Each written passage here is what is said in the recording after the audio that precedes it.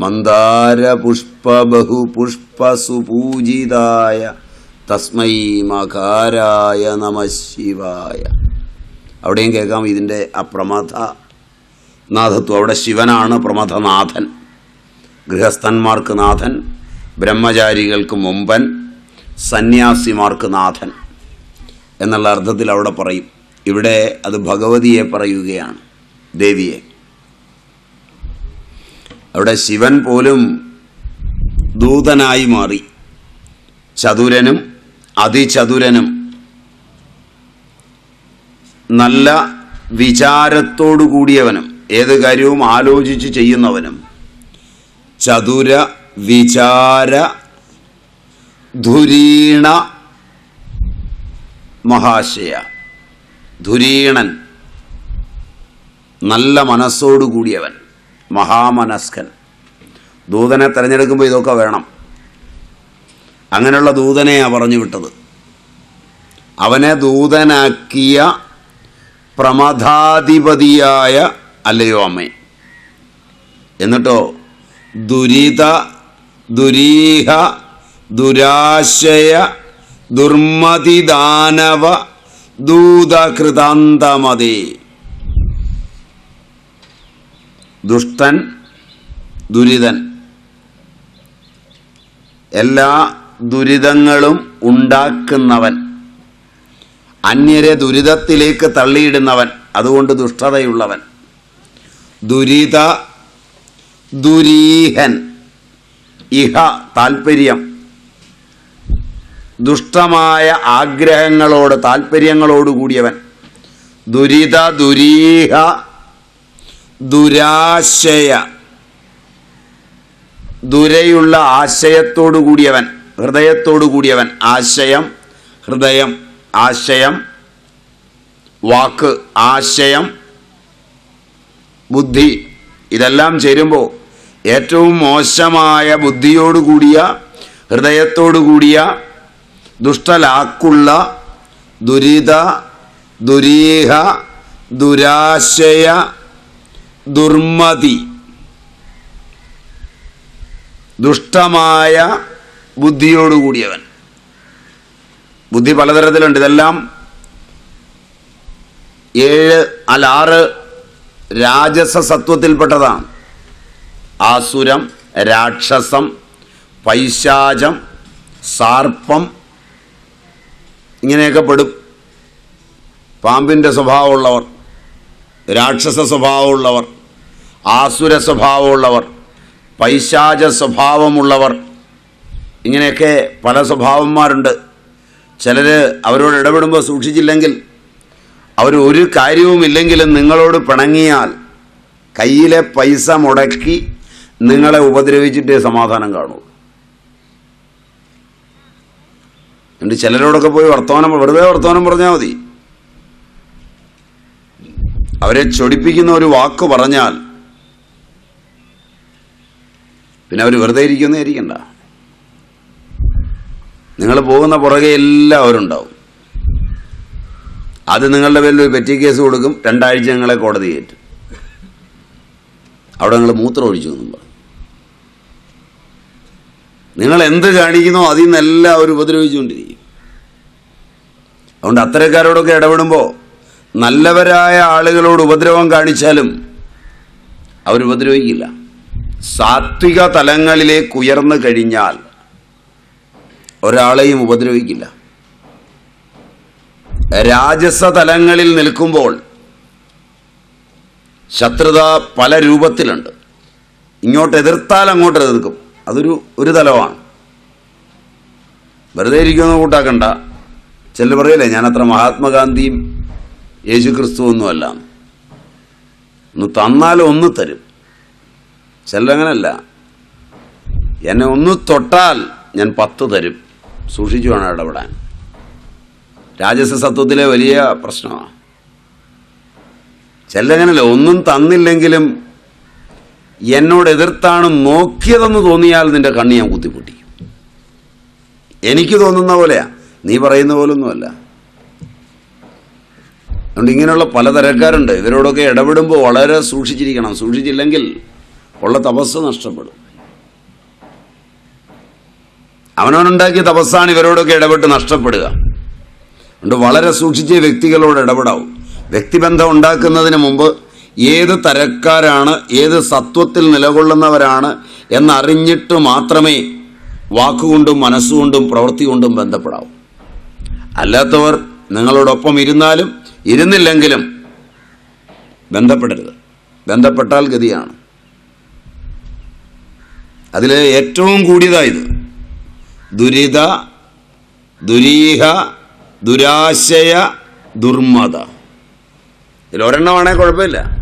ഒന്നുള്ളവരുണ്ട്, മറ്റുള്ളവർക്ക് ദുരിതം മാത്രം ഉണ്ടാക്കുന്നവർ. 2 ദുഷ്ടമായ ലാക്കുകളോടുകൂടിയവർ, ദുരാശയന്മാർ. 3 ദുർമതി, ബുദ്ധിവികലമായവർ.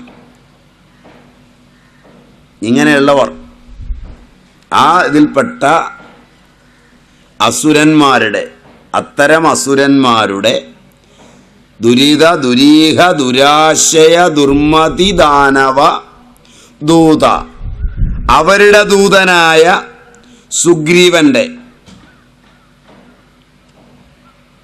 ആ സുഗ്രീവൻ വന്ന് ദൂത് പറഞ്ഞു ദേവിയോട്, നീ വേഗം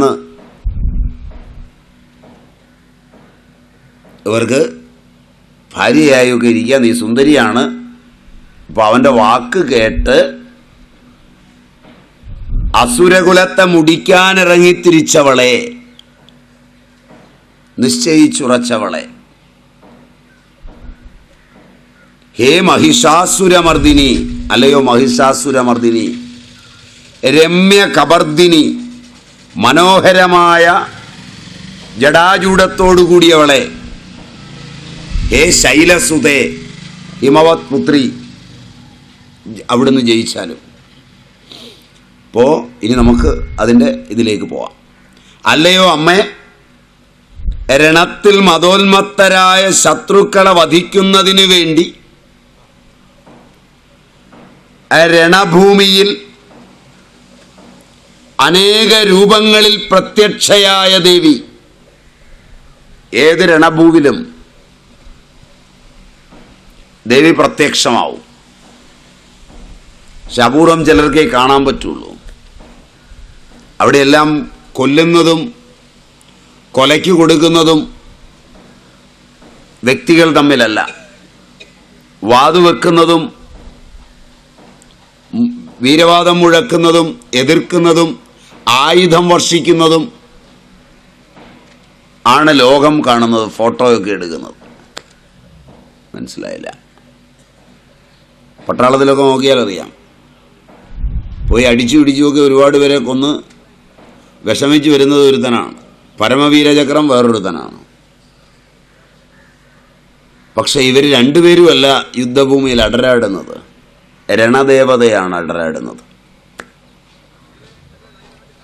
രണദേവതയാണ് ആയുധങ്ങളെയൊക്കെ തിരിക്കുന്നത്. രണദേവത പ്രകടമല്ല. ലോകത്തുള്ള ഒരു ഏറ്റുമുട്ടലിലും രണദേവത പ്രകടമല്ല. നിങ്ങൾ വ്യക്തികൾ തമ്മിൽ വഴക്കുണ്ടാക്കിയാലും അതെ. അതറിയണമെങ്കിൽ വഴക്കൊക്കെ കഴിഞ്ഞ് ടേപ്പ് ചെയ്ത് വെച്ച് ഒരു 10 കൊല്ലം കഴിഞ്ഞ് 2 പേരെ ഒറ്റയ്ക്ക് വിളിച്ച് മുമ്പ് ഇങ്ങനെ സംഭവിച്ചിരുന്നു എന്ന് ചോദിക്കണം. ചോദ്യം മനസ്സിലായോ എന്നറിയില്ല. ഞാൻ പറഞ്ഞിട്ടില്ല എന്ന് പറയും. ചിലർ അടുത്ത നിമിഷം പറയും, ഭ്രാന്ത് പറയുന്നു. ഞാനങ്ങനെ പറയുമോ? നിങ്ങളെന്തോ ഈ പറയുന്നത് എന്ന് ചോദിക്കും. ഭാര്യയും ഭർത്താവും കൂടെ അടി നടത്തി പിള്ളേർ ചിലപ്പം വഴക്കുണ്ടാക്കുമ്പോൾ പിള്ളേർ ചിലപ്പോൾ പറയും, അമ്മ കൊണ്ട് അങ്ങനെ പറഞ്ഞതാണ്. പോടാ അവിടുന്ന്, നീ എവിടുന്നാ കേട്ടത്? ഞാനങ്ങനെ പറയുമോ? അപ്പോൾ പറഞ്ഞതാരാ? പിന്നെ വായിൽ നിന്ന് ശബ്ദം വന്നത് അമ്മയുടെയാണ്. ഞാനത് കേട്ടു, ടേപ്പ് ചെയ്ത് വെച്ചിട്ടുണ്ട്, വേണമെങ്കിൽ കേട്ടു. നിൻ്റെ ഒരു ടേപ്പ് മണ്ണാങ്കട്ട. ഞാനങ്ങനെ പറയില്ല. ഞാനങ്ങനെ മനസ്സിൽ വിചാരിക്കുക പോലും ഇല്ല. ശരിയല്ല. നിങ്ങളൊക്കെ തന്നെയാണോ ഇത്?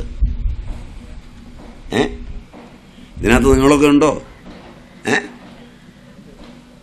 അപ്പൊ പിന്നെ ആരാ പറഞ്ഞേ? എല്ലാ വഴക്കിലും വക്കാണത്തിലും വ്യക്തികളുടെ ബോധം നഷ്ടപ്പെടുമ്പോൾ രണദേവത സർജനമേറ്റെടുക്കും.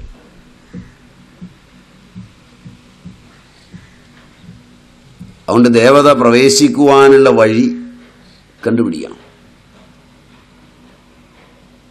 മനസ്സിൻ്റെ ഏത് വാതായനത്തിൽ കൂടെയാണ് ഈ ദേവത പ്രവേശിക്കുന്നത്? എല്ലാ ഏറ്റുമുട്ടലിലും അതെ. ആ രണചണ്ഡിക ചതുരനും വിചാരധുരീണ മഹാശയനുമായ ഗണാധിപതിയായ പ്രമഥനാഥനായ ശിവനെ തന്നെ ദൂതനാക്കി രണത്തെ മനോഹരമായി ചെയ്യുന്നവളെ, അല്ലയോ ദേവി, ദുഷ്ടനും ദുരാശയനും ദുർമതിയുമായ അസുരന്റെ ദൂതനായ സുഗ്രീവന്റെ വാക്കുകേട്ട് അസുരകുലത്തെ ഒന്നാകെ മുടിക്കാൻ ഇറങ്ങിത്തിരിച്ചവളെ, ഹേ രണചണ്ഡികേ, മഹിഷാസുരനാശിനി, മനോഹരമായ ചിഗുരഭാരത്തോടുകൂടിയ അവിടുന്ന് ഹേ ഹിമവത് പുത്രി ജയിച്ചാലും. അതുകൊണ്ട് വെഷ്ടിയിലും സമഷ്ടിയിലും ദുർമതിയും രണവും തുടങ്ങിയാൽ രണചണ്ഡിക രംഗത്തെത്തും. ആ രണത്തിൽ ദേവത അനേക വേഷങ്ങളിൽ പ്രകടമാവും. ആയുധങ്ങള് വില്ലിൽ നിന്ന് പുറപ്പെട്ടാലും അമ്പായി പുറപ്പെട്ടാലും ബോംബുകളായി പുറപ്പെട്ടാലും അത് പോകുന്നത് ആ പുറപ്പെട്ട തലം കഴിഞ്ഞാൽ വിട്ടവന്റെ നിയന്ത്രണത്തിലല്ല. മനസ്സിലായില്ല? ഇത് പറഞ്ഞാൽ വല്ലതും മനസ്സിലാവുമോ? അതിടയ്ക്ക് വെച്ച് അതിൻ്റെ ശക്തി നശിച്ചു പോകാം. അത് കൃത്യമായ ലക്ഷ്യത്തിൽ ചെന്ന് കൊള്ളാം, ലക്ഷ്യം തെറ്റി വീഴാം. ഭർതൃഹരി അങ്ങനെ പറയുന്നുണ്ട്. ഭർതൃഹരി അങ്ങനെ വളരെ വ്യക്തമായി പറയുന്നുണ്ട്. ഒരു പാവം ജീവി താഴേക്ക് വീണാൽ പാമ്പിൻ്റെ വായിലാണ്, മോളിലാണെ കഴുകൻ വട്ടമിട്ട് പറക്കുകയാണ്, വേടൻ അമ്പുമായി നിൽക്കുകയാണ്.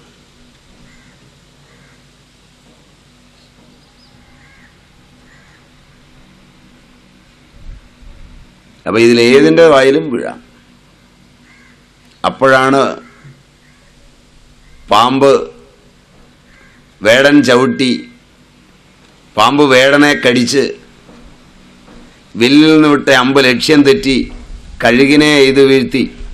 കഴുകും പാമ്പും വേടനും ക്ലോസ്. ദൈവഗതിക്ക് അഥവാ ഭുവനേസ്മിൻ നൈവ കവാട നിരോധമൊരേടം. അതിനത്രയും വിശ്വാസം വേണം. അത് മാത്രം എളുപ്പമുള്ള കാര്യമല്ല. ജ്ഞാനി, മഹാൻ, ബ്രഹ്മചാരി, വാനപ്രസ്ഥൻ, ഗൃഹസ്ഥൻ, സന്യാസി, അല്ലേ? അതിനകത്ത് തന്നെ അനേക ജാതികൾ, അനേക മതങ്ങൾ, അനേക രാഷ്ട്രീയ പാർട്ടികൾ, അനേക ഭരണഘടനകൾ, അനേക നിയമങ്ങൾ, അനേക തരത്തിലുള്ള വിദ്യാഭ്യാസം, ഇതിൻ്റെ കസർത്തൊക്കെയായി പോക്കറ്റിൽ പണവുമായി ഞാൻ എന്ന് വിചാരിച്ച് പോകുമ്പോൾ ഇങ്ങനെ വിചാരിക്കാനുള്ളൊരു കഴിവ് കിട്ടുമോ? കരുത്ത് കിട്ടുമോ? കിട്ടുമോ? ഉച്ച കഴിഞ്ഞൊരു ചോറ് കൂടുതലടിച്ചെന്ന് തോന്നുന്നു. രാവിലത്തെ ഒരു ഊർജ്ജസ്വലതയില്ലായ്മ, നല്ലോണം തട്ടിയെന്ന് തോന്നുന്നു. അതാ പറ്റിയത്. കഴിഞ്ഞ് ഉറങ്ങാനും സമയം തന്നിരുന്നല്ലോ. ഒരുമാതിരി ഉറങ്ങുകയും ചെയ്തു. എന്നിട്ടും ഉറക്കം തൂങ്ങുക. അതുകൊണ്ട് മഹേശ്വരി, വൈഷ്ണവി, ബ്രഹ്മാണി, ഇന്ദ്രാണി, കൗമാരി, വാരാഹി, നാരസിംഹി, ഇങ്ങനെ ഒരുപാട് ദേവതകളുണ്ട്. എത്ര അവതാരങ്ങളുണ്ടോ അതിനെല്ലാം അനുസരിച്ചുള്ള ദേവതകൾ, എത്ര ദേവന്മാരുണ്ടോ അതിനനുസരിച്ചുള്ള ദേവതകൾ, ഇവരെ മുഴുവൻ മുൻനിർത്തി ഭാരതീയ സംസ്കൃതി എന്ന് പറഞ്ഞാൽ തന്നെ എല്ലാത്തിനും അതിദേവതയുണ്ട്. അതിനെ പ്രാർത്ഥിക്കണം, ആ ദേവതയെ പ്രാർത്ഥിക്കണം. പഴയ അമ്മമാരെ നോക്കിയാൽ ഇതറിയും, അവരങ്ങനെയാ ചെയ്യുക. അവരെന്ത് കാര്യം ചെയ്യുമ്പോഴും അതിൻ്റെ ദേവതയുണ്ട്. കലമെടുത്ത് അടുപ്പേ വെക്കുമ്പോൾ ഏത് തരം അന്നം ഇടുന്നോ അതിൻ്റെ അതിദേവതയെ അവർ സ്മരിക്കും. കണ്ടിട്ടില്ല, കേട്ടിട്ടുമില്ല. ഇപ്പം നിങ്ങൾക്ക് ഇതിൽ വിശ്വാസമൊന്നുമില്ല. മകള് ബ്ലീഡിങ് കൊണ്ട് മരിക്കാറായി കിടക്കുമ്പോൾ അവർ മുറ്റത്തേക്ക് ഇറങ്ങി പാർവതിയെ സ്മരിക്കും. അതും സ്വയംവര പാർവതിയെ ഗംഭീരമായി മനസ്സിൽ ആവാഹിച്ച് സ്മരിച്ച് അവിടുന്ന് ഒരു മുക്കുറ്റി പറിക്കും.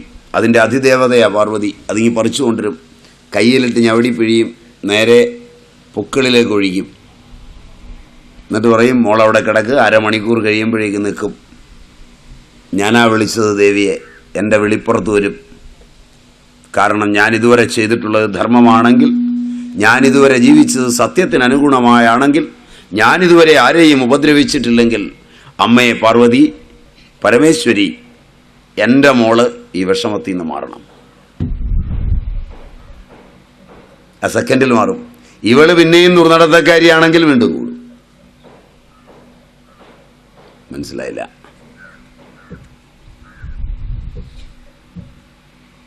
ഇങ്ങനൊരു ശക്തിവിശേഷം ലോകത്തുണ്ട്, മനസ്സിൻ്റെ. അത് എണ്ണി പറഞ്ഞെടുത്തു കൊടുക്കാൻ അവർക്ക് കഴിയും. അതിനെ അംഗീകരിക്കുകയും ഉൾക്കൊള്ളുകയും ആ തപസ്സിൽ നിൽക്കുകയും ചെയ്യുന്നുവെങ്കിൽ അവർ പറയും, ഇത് ഞാനാണ് എടുത്ത് തന്നതെങ്കിൽ അമ്മ എന്നെ കൈവെടിയില്ല, നിന്നെ വെടിഞ്ഞാലും. അതിനൊരുപാട് പുണ്യം ചെയ്യണം. നല്ല കുലത്തിൽ ജനിക്കണം, നല്ല തള്ളയ്ക്ക് ജനിക്കണമെങ്കിൽ ഒക്കെ ഒരുപാട് പുണ്യം ചെയ്യണം. കാരണം ഒരുപാട് ജീവജാലങ്ങളുണ്ട്. എല്ലാം പ്രസവിച്ചു എന്ന് പറഞ്ഞിട്ട് കാര്യമൊന്നുമില്ല. മനസ്സിലായില്ല?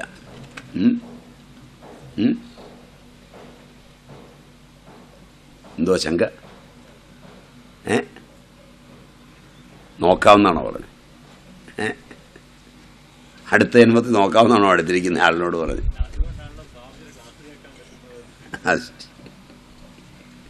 ഓ, കേട്ടാ പോരല്ലോ, മനസ്സിലാവണ്ടേ? അതുകൊണ്ട് ഇത് കേട്ടാൽ മാത്രം പോരല്ലോ, മനസ്സിലാവണ്ടേ? മനസ്സിലാവുന്നുണ്ടെങ്കിൽ സമ്മതമാണ്. കേട്ടു എന്നുള്ളത് കൊണ്ട് എന്നെ മണിയടിച്ച് സമ്മതിപ്പിക്കാനുള്ള ശ്രമമാണ്. അതിന് ഞാൻ സമ്മതിച്ചു തരികയില്ല. കാരണം സ്വാമി മഹാനാകുമല്ലോ. സ്വാമിയുടെ ക്ലാസ് കേൾക്കുന്നതിന് സുഹൃതം ഞങ്ങൾക്കുണ്ട് എന്ന് പറയുമ്പോൾ സ്വാമിയുടെ സുഹൃതം കുറച്ച് കൂടിയല്ലോ. അതിനകത്തൊരു പൃഷ്ഠകണ്ടൂതി ന്യായമുണ്ട്.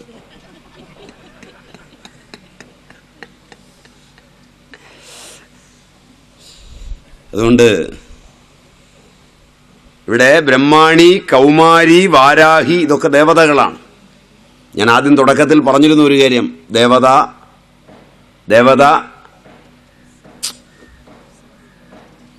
ദേവത ജ്ഞാനം. സ്തോത്രകൃതികളിൽ ഇത് വളരെ വലുതാണ്. സ്തോത്രങ്ങൾ നമ്മളെ ആ ദേവതാലോകങ്ങളിലേക്കാണ് കൊണ്ടുപോകുന്നത്. ഈ ലോകത്തേക്കാൾ സുതാര്യവും ഇതിനേക്കാൾ അനുഭവപ്രസിദ്ധവും ഇതിനേക്കാൾ തൊട്ടറിയാവുന്നതും ഇതിനേക്കാൾ ബലിഷ്ഠവുമാണ് ദേവതാലോകം. സങ്കല്പമല്ല, ഞാൻ ഈ ക്ലാസ് എടുത്തപ്പം പോലും ഇതുവരെ ദേവതാലോകങ്ങൾ സങ്കല്പലോകങ്ങൾ എന്നല്ല പറഞ്ഞേ, മനസ്സിലായില്ല. ഭാവപ്രധാനങ്ങളായ സജീവലോകങ്ങളാണ് ദേവതാലോകങ്ങൾ.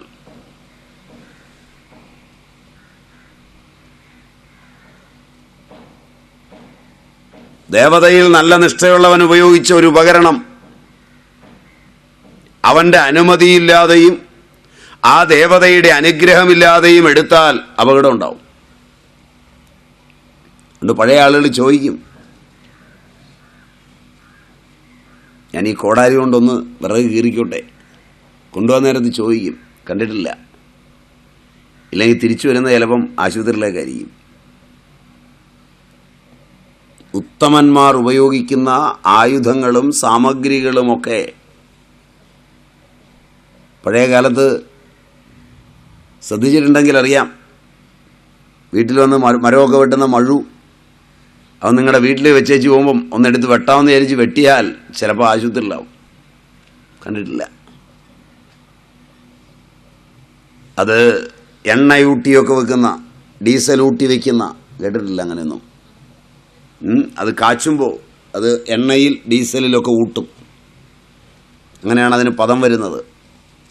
അങ്ങനെ പദം വരുത്തിയ സാധനങ്ങളൊക്കെ അതിൽ കടന്നുകൂടിയിരിക്കുന്ന ദേവത, ആ ആയുധത്തിൻ്റെ അതിദേവത, അതിനെ ഭരമേൽപ്പിച്ച് അവൻ പോവുക. അവൻ പറയും എടുക്കരുത്. പഴയ കാലത്ത് തച്ചന്മാർ വീടൊക്കെ പണിതാൽ ഉടമയാണേലും അതിൻ്റെ മുകളിൽ കയറണമെങ്കിൽ തച്ചൻ്റെ അനുമതി വാങ്ങിക്കണം, താക്കോല് തരുന്നവരെ. കേട്ടിട്ടില്ല?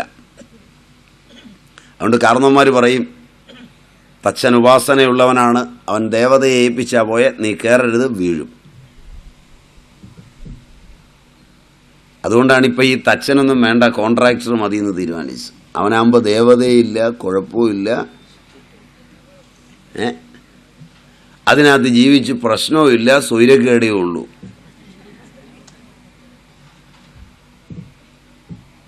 മനസ്സിലായില്ല ഇത് പറയുന്നത്?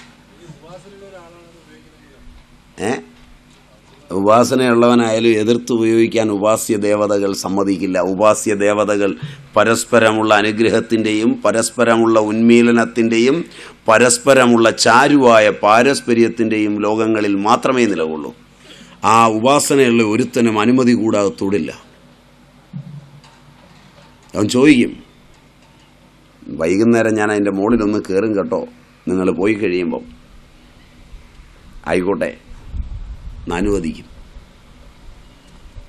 ഒരു ബൈക്കോ സ്കൂട്ടറോ കൊണ്ട് വെച്ചാൽ അത് എടുക്കുന്നതിന് മുമ്പ് ചോദിക്കും, ഞാനിതിലൊന്ന് കയറിക്കോട്ടെ. ആ ദേവതയെ പ്രീണിപ്പിച്ചിട്ട് കയറിയാൽ ആ ദേവത നിങ്ങളിൽ പ്രസാദിക്കും. ദേവതാ പ്രസാദമില്ലാതെ ഒരു കർമ്മവും ചെയ്തുകൂടെന്നാണ് പ്രാചീന മതം. അതുകൊണ്ടാണ് ഞാൻ ചോദിച്ചത്, പഠിക്കണോ? ഇത് നിങ്ങൾക്ക് ചിലപ്പോൾ ഭയം ഉണ്ടാക്കും. മനസ്സിലായില്ല? ധർമ്മഭയം ഇഷ്ടമുള്ളവർ മാത്രം പഠിക്കേണ്ട കൃതിയാണിത്. അതുകൊണ്ടാണ് ഞാൻ പറഞ്ഞ, ഭാവനയില്ലാത്തവരും ഇത് ഉൾക്കൊള്ളാൻ യോഗ്യരല്ലാത്തവരും സ്നേഹരൂപേണ പതുക്കെ പോവുക, കപ്പയ്ക്ക് കളയ്ക്കുക, അവിടെ പോയി വിറക് പെറുക്കുക, ഇല്ലെങ്കിൽ ഇത്രയും പേർക്ക് അരി വെക്കുന്നതിൻ്റെ കൂടെ കൂടുക, ഇതൊക്കെ ചെയ്യുക. അതൊക്കെ നല്ല പണിയാണ്. ദേവതാജ്ഞാനം നന്നായി കരഗതമാകുന്നതിന് ദേവതകൾ വളരെ പ്രസിദ്ധങ്ങളാണ്. ദേവതാലോകം പ്രത്യക്ഷ ലോകമാണ്, ഈ ലോകം പോലെ പരോക്ഷ ലോകമല്ല.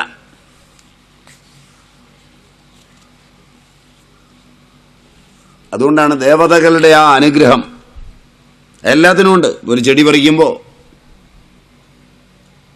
ഒരു കത്തി എടുക്കുമ്പോൾ, തേച്ചു വച്ചിരിക്കുന്ന ഉളി എടുക്കുമ്പോൾ ഒക്കെ പറയും. അതിനെല്ലാം ഉപാസനയുണ്ട്. പഴയ ആളുകൾ അതിനെല്ലാം ഉപാസിച്ചിട്ടാണ് ചെയ്യുന്നത്. ഇന്നതില്ല. ആ തൊഴിലിനോടുള്ള മാന്യതയാണ്. തൊഴിലെന്ന് പറയുന്നത് വെറുതെ എന്തെങ്കിലും ചെയ്തു കൂട്ടുന്നതല്ല. ആ ദേവത പ്രസാദിക്കണം. ആഹാരം കഴിച്ചാൽ അത് ആരോഗ്യമാകണം അന്നമെങ്കിൽ അതിൻ്റെ ദേവതകൾ പ്രസാദിക്കണം. ഒരേ ആഹാരം രണ്ട് പാത്രത്തിൽ വിളമ്പി, ഒരേ തരം രണ്ട് പാത്രത്തിൽ വിളമ്പി രണ്ടുപേരിരുന്ന് കഴിച്ച് ഒരാൾ ഗ്യാസും ഒരാൾ നല്ല സുഖവുമായി നടന്നു പോകുന്നുവെങ്കിൽ ആരാ ചതിച്ച്? ചോദ്യം മനസ്സിലായില്ല. ആ ദേവതയാണ് ചതിച്ചത്. അതുകൊണ്ട് ദേവതയെ അറിഞ്ഞ്